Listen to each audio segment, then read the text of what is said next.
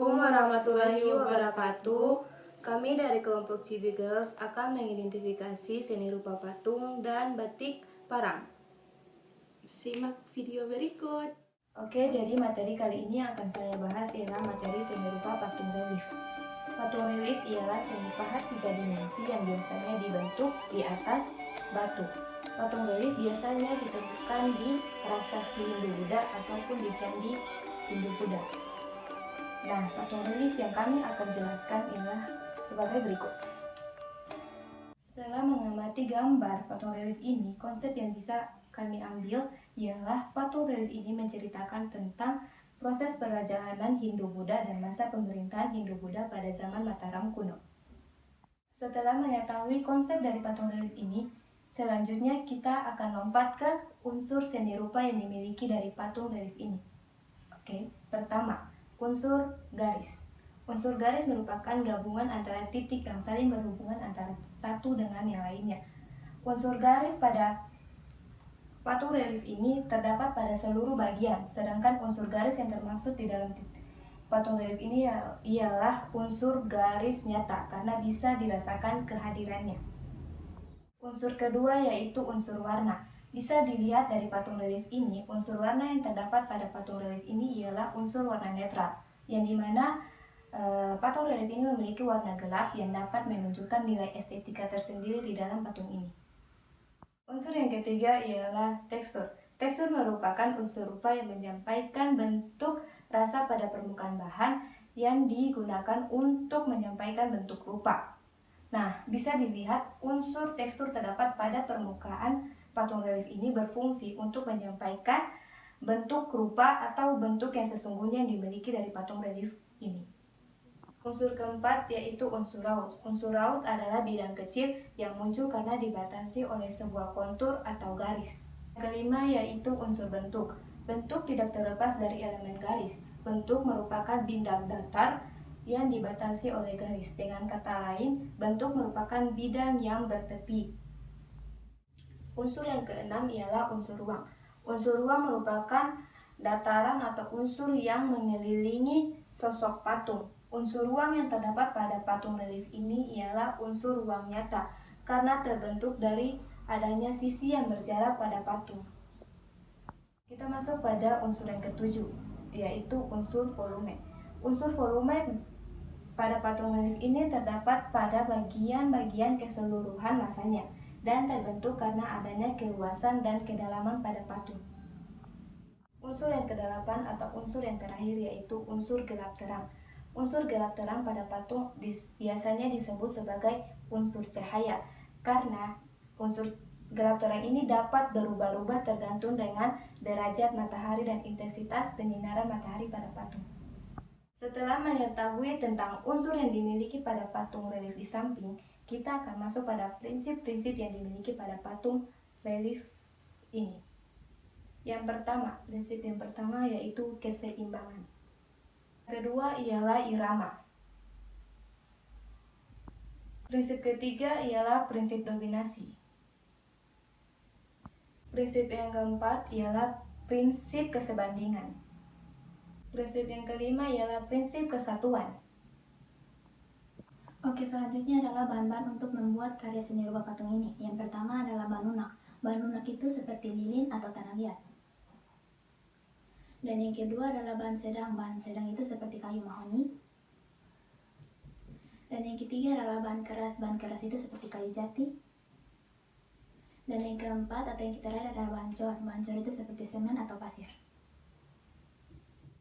Oke, yang selanjutnya adalah alat untuk membuat karya seni rupa patung relief yang di samping ini. Yang pertama adalah alat pahat, yang kedua butsir, yang ketiga meja putar, yang keempat adalah alat las, yang kelima adalah palu, dan yang terakhir adalah tang. Yang selanjutnya adalah teknik untuk membuat karya seni rupa pada patung relief ini. Yang pertama adalah teknik butsir.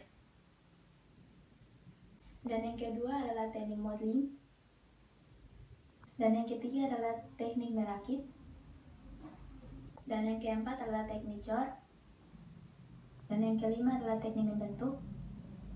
Dan yang terakhir atau yang keenam adalah teknik pahat. Objek seni rupa yang kedua adalah batik. Batik merupakan salah satu karya seni rupa terapan yang dapat digunakan dalam berbagai kebutuhan, contohnya seperti pakaian. Motif batik pada dasarnya tersusun atas unsur-unsur seni rupa.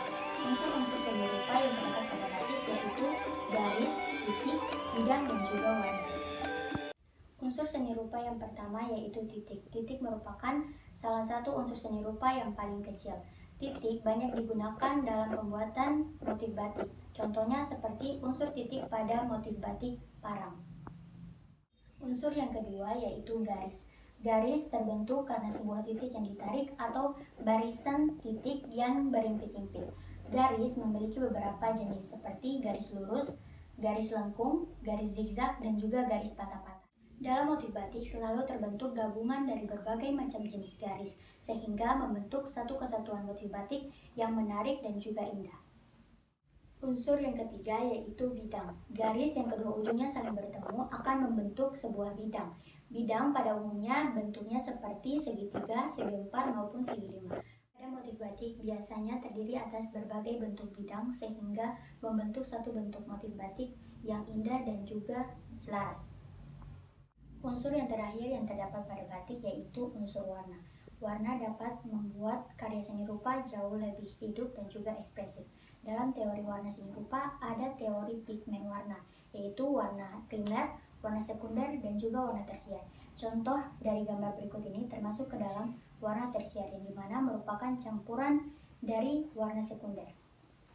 Selanjutnya, media atau perlengkapan yang digunakan dalam membatik. Yang pertama yaitu gawangan, yang kedua wajan, yang ketiga bandul, dan yang keempat kompor. Yang kelima papan alas, yang keenam saringan, yang ketujuh canting, dan yang terakhir adalah kain mori. Selanjutnya, teknik yang digunakan dalam membatik. Yang pertama yaitu teknik canting tulis. Yang kedua celup ikat. Ketiga printing. Dan yang terakhir adalah teknik colet. Selanjutnya, saya Putri Sabrina akan menjelaskan prinsip membatik. Prinsip membatik pada dasarnya terbagi atas 3, yaitu pelepasan malam, pewarnaan, dan juga pelikatan malam. Nah, pada umumnya teknik-teknik yang dilakukan pada membatik itu terbagi menjadi beberapa, yaitu teknik cap, teknik celup ikat, teknik printing, ini yang pada umumnya ini yang paling sering digunakan karena lebih gampang, teknik colet, dan teknik canting tulis. Dan batik parang menggunakan teknik dari canting tulis. Mengapa dari canting tulis? Karena canting tulis tersebut sudah digunakan sejak lama, itu sudah digunakan secara turun-temurun, makanya itu batik parang kan termasuk salah satu batik yang paling lama yang berada di Indonesia. Batik tersebut sudah berada di Indonesia dari zaman Kerajaan Mataram. Nah, sebab itulah batik parang menggunakan teknik canting tulis supaya alat penulisan pun lebih gampang. Sekian dari penjelasan kami. Apabila terdapat salah kata, kami mohon maaf. Semoga video ini bisa bermanfaat bagi kalian semua. Dadah! I'll be done just sing this song. So wrap me in plastic and make me shine. We can make a dollhouse, follow your design. Let's build a dog out of sticks and twine. I can call you master, you can call me